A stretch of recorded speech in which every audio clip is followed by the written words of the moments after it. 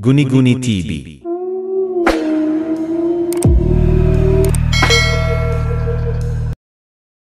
Magandang araw po sa inyong lahat. Sana maibigan niyo ang kwentong ibabahagi ko sa inyo.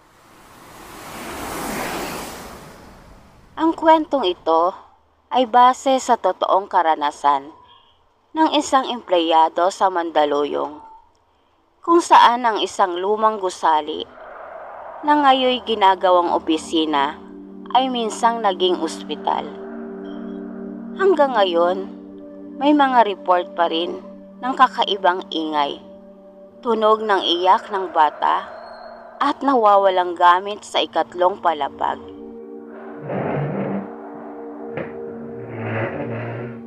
Uuwi na kami, Lexa. Sigurado ka bang mag-OT ka pa? Tanong ni Grace habang nagsusukbit ng bag. Si Carla naman, tahimik lang, pero halatang may gustong sabihin. Oo, kailangan ko talagang tapusin tong report.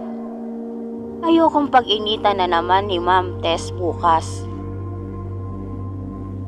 Nagkatinginan ng dalawa. Tapos si Carla ay dahan-dahang lumapit sa akin. Lex, sigurado naman alam mo na yung tungkol sa ikatlong palapag, diba? Yung multo? Yung bata? Come on guys, 2025 na. Ang dami niyong paniniwala sa kung ano-ano. Hindi multo, Lex, hindi siya multo. Bulong ni Grace habang pababa sila sa elevator. Di siya multo? Bata siyang hindi na matahimik. Huwag ka masyadong magpagabi. Napailing ako habang nagsasara ang elevator. Ako na lang ang mag-isa sa buong floor. Tahimik, walang printer, walang tunog kundi ang aircon at ang mahinang tipa ng keyboard. Gusto ko sanang magpatugtog, pero baka biglang may dumaan na guard at pagalitan ako. Saka na lang, focus muna. Pasado 10:00 na, nangangalay na ang likod ko. Huminga ako ng malalim at inabot ang sandwich sa bag. Habang kumakain ako, may narinig akong tunog. Parang may maliit na bagay na nahulog sa sahig. Napatingin ako sa sahig. Kwintas ko, nahulog mula sa leeg ko. Imposible, hindi naman siya maluwag. Nang pulutin ko ang kwintas, napansin kong may gumagalaw sa gilid ng mata ko. May anino sa cubicle.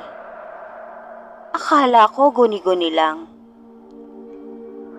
Pero pagharap ko sa upuan ko, may batang nakaupo sa swivel chair. Nakatalikod, mahaba ang buhok. Duguan ang likod ng puting kamiseta.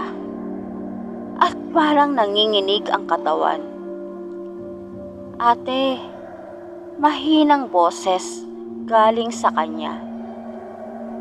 Gusto kong tumakbo, pero hindi ko alam kung bakit hindi gumagalaw ang katawan ko. Para akong napako. Ate, ang lamig dito. Unti-unti siyang umikot. Doon ko lang nakita ang itsura niya. Itim na balat na parang sunog. Nakasabit ang isang mata at ang isang nanlilisik na kulay dilaw.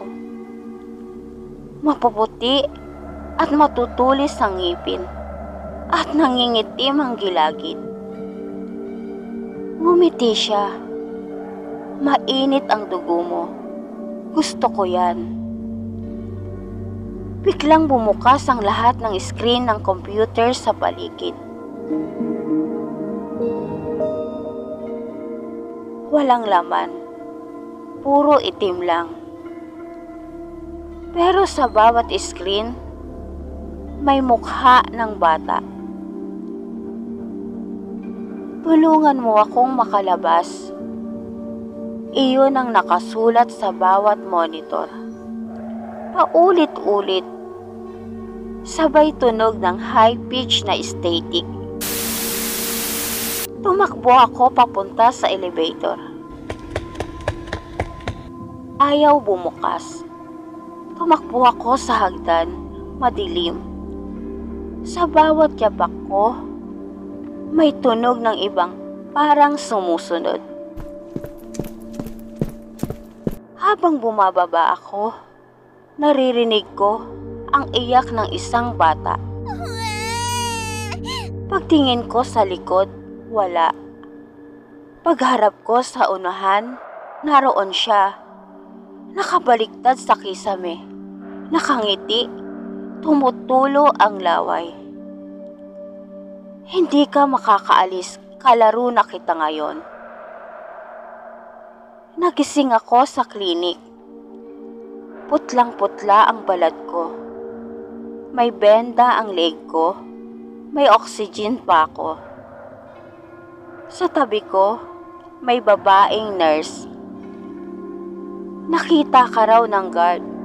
Nakahandusay sa lapag. Hindi ka na humihinga. Tahimik lang ako. Hindi ko masabi ang nakita ko. Pero bigla siyang nagsalita. Kilala mo na siya Si Buboy. Sino? Tanong ko. Si Buboy. Bata siyang isinugod dito sa building noon. Bago pa ito maging opisina. Dating ospital kasi ang gusaling ito. Tumigil siya saglit. Hindi na siya umabot. Dinala siya sa ikatlong palapag para i-intubate. Pero walang doktor. Isinara ang ospital at ginawang opisina. Pero naiwan siya. Bakit? Bakit nandito pa siya? Kasi walang nagdasal, walang nag-alay, at masyado nang matagal siyang mag-isa. Pilit kong iniiwas ang tingin, pero may malamig akong naramdaman sa batok. Napatingin ako sa salamin sa klinik. Sa likod ko, naroon si Buboy, nakangiti. Pagkatapos ng gabing yon, nag-resign na ako. Lahat ng gamit ko, iniwan ko na lang sa drawer. Ayoko nang balikan. Pero minsan, sa tuwing napapadaan ako malapit sa lumang building, pakiramdam ko may nakatingin. At minsan sa panaginip ko, naririnig ko pa rin ang mahinang boses ng bata. Lexa, laro pa tayo. At dito na po nagtatapos ang aking kwento. Salamat po.